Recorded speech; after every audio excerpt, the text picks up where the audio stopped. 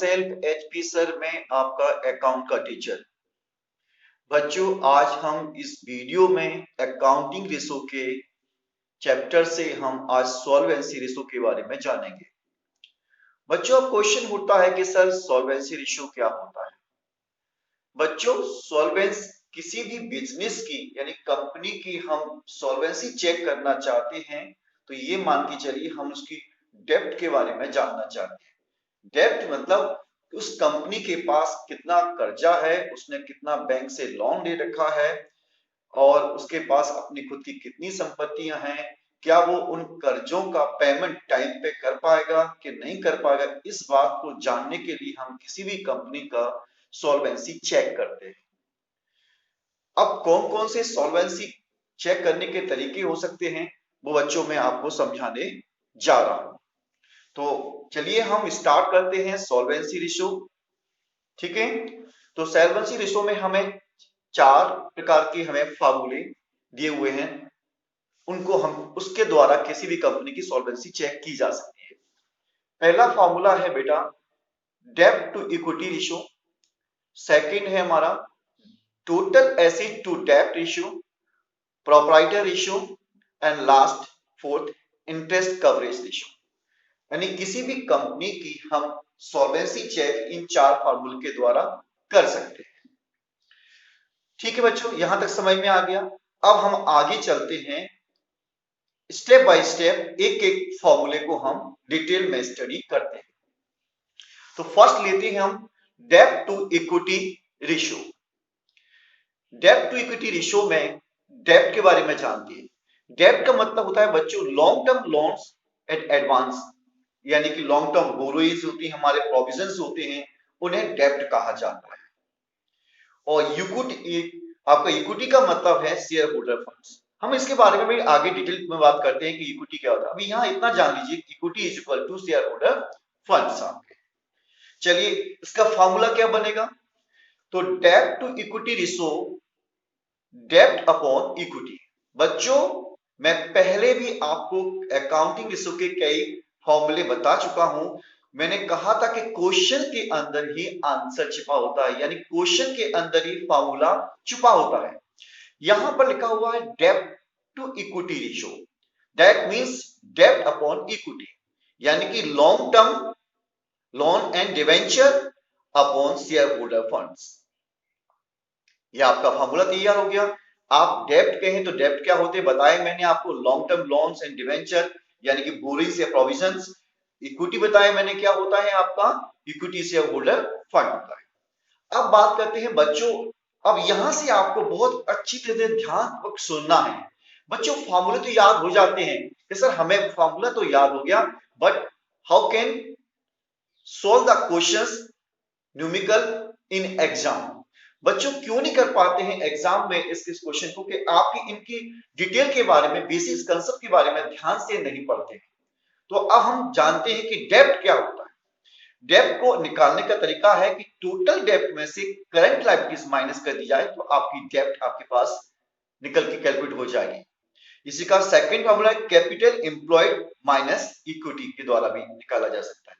अब हम आगे बात करते हैं नोट 2 में, बात करते हैं कि नोट 2 में हमारी कि कैपिटल एम्प्लॉयड क्या होगी।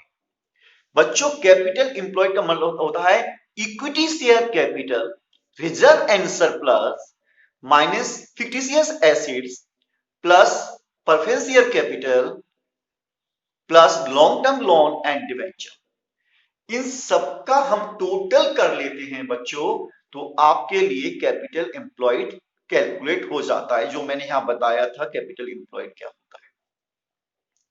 तो कैपिटल एम्प्लॉयड कैलकुलेट कर लिया आपने। अब आपको जानना है कि सर इक्विटी क्या होता है, यानी कि शेयर होल्डर फंड्स क्या होते हैं। Equity share holder funds, equity क्या होती है, हमारे शेयर होल्डर फंड क्या होते हैं, equity share capital plus reserve and surplus minus fictitious assets plus preference share capital. अगर इनको जोड़ लिया जाता है तो इक्विटी आपकी कैलकुलेट हो जाती है। बच्चों अगर ध्यान दें, आप यहां ध्यान दें कि कैपिटल एम्प्लॉयड में मैंने आप देखिए कि long term loan in advance, long term loans and debenture लिए थे, यानी कि long term borrowings and provision मैंने यहां लिख रखे हैं इनको अगर मैं यहां से हटा दूं, आपका जो बचता है फिर वो आपकी इक्विटी बचता है। तो अगर आपका कैपिटल एम्प्लॉयड की कैलकुलेशन अच्छी तरह से समझ में आ जाए तो उस आपको आगे जितने भी फार्मूले के लिए कोई भी चीज कैलकुलेट करनी है बड़ी आसानी से तरीके से कर सकते हैं। तो आप यहां देखिए कि मैंने क्या किया, इक्विटी में सिर्फ long term borrowings and provision को हटा दिया, तो जो बचा रह गया वो मेरे इक्विटी या शेयर होल्डर फंड्स रह जाता है। फिर भी मैंने आपको अलग से फॉर्मूला लिख के दिखाया है। कैपिटल एम्प्लॉयड माइनस डेप्ट भी कर सकते हैं या टोटल एसेट्स माइनस टोटल डेप्ट भी कर सकते हैं। अब बच्चों यहां ध्यान देने वाली बात है, ध्यान रखिए कि मैं वर्किंग कैपिटल के बारे में बता चुका हूं कि working capital is equal to current assets minus current liabilities होती है। इस बात का ध्यान रखना। ये ऐसा मैंने यहां क्यों किया है, क्योंकि आपके आगे ये काम आएगा कि मैंने ये नोट डाल दिया है कि working capital is equal to current asset minus current liabilities.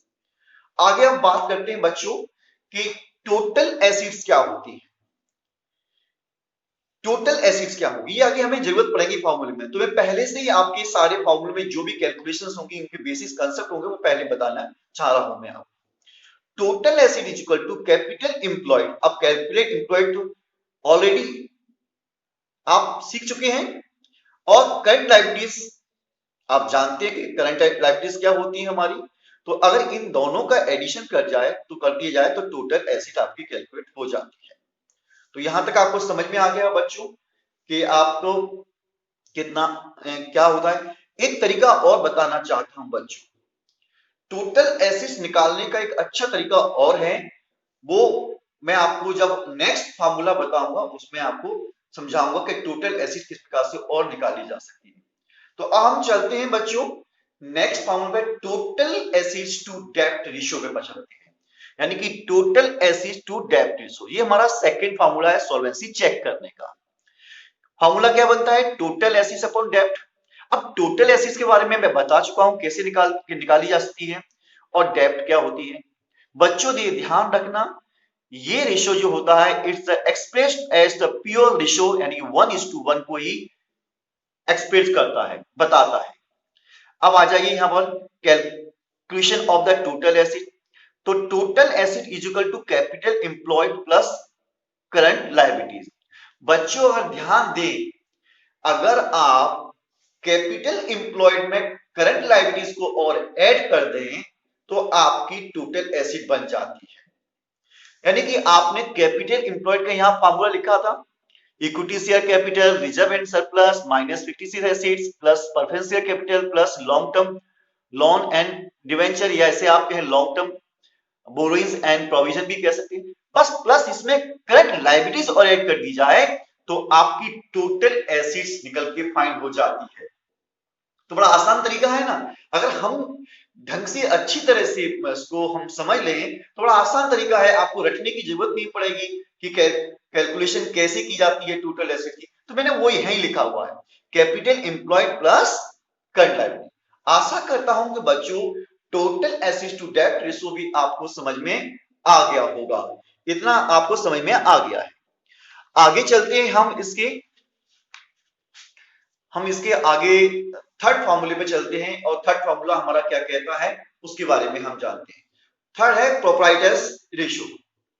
Proprietor ratio क्या होता है, आप जानते हैं प्रोप्राइटर कौन होता है बच्चों, ओनर होता है, आपका बिजनेस का ओनर, उसे प्रोप्राइटर कहा जाता है। आपने जब बिजनेस स्टार्ट करते हैं तो आपने एंट्री की होगी ना, जो भी जिस चीजों से भी बिजनेस स्टार्ट करते हैं तो वो कौन इंट्रोड्यूस करता है बिजनेस को, ओनर करता है ना।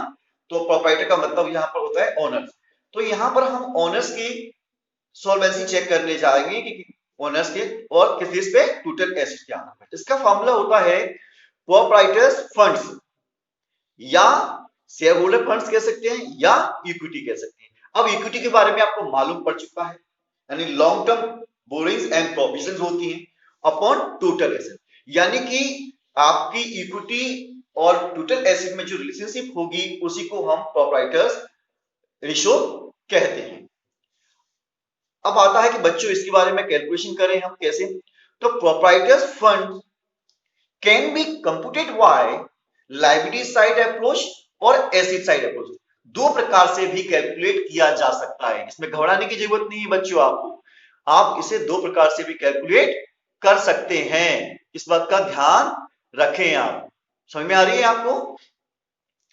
कैसे लायबिलिटी साइड अप्रोच के द्वारा निकाला जा सकता है, जैसे कि share capital, reserve and surplus जोड़ ली जाए तो आपका प्रोप्राइटरी फंड्स कैलकुलेट हो जाएगा।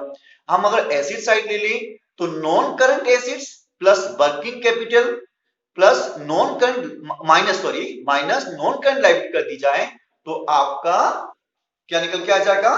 प्रोप्राइटर्स फंड निकल के आ जाएगा या शेयर होल्डर फंड कैलकुलेट हो जाएगा। आशा करता हूं कि आपको प्रोप्राइटर्स रेशियो भी आपको समझ में आ गया होगा।